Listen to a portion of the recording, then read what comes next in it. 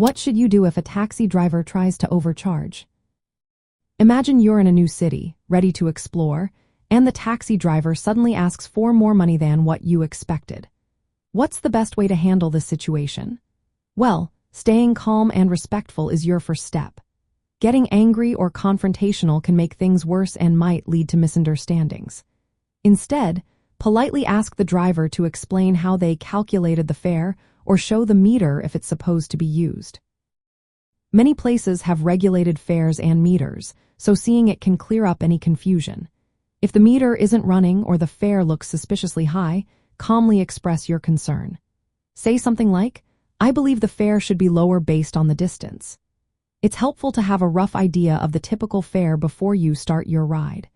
You can check a map or use a fare estimator app to get an idea of the expected cost. If the driver is taking a longer route or charging more than usual, mention that you know the approximate fare. For example, say, "I think this route should cost around $20, to remind them you're aware of the standard prices. If the driver insists on a higher fare, ask for a receipt or the taxi's registration details. Receipts often include the fare breakdown and the taxi license number. This information can be useful if you need to report the incident later. In some regions, taxis have official identification and regulated fares, so knowing these details helps you handle disputes properly. Remember, it's important to be polite and avoid accusations. Use kind words and express your hope for a fair transaction.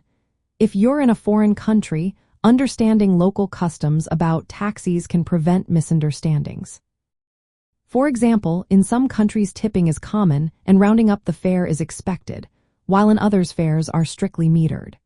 The key actions are to stay calm, ask to see the meter or fare details, know the approximate fare beforehand, request a receipt if needed, and report any overcharging to local authorities if it continues.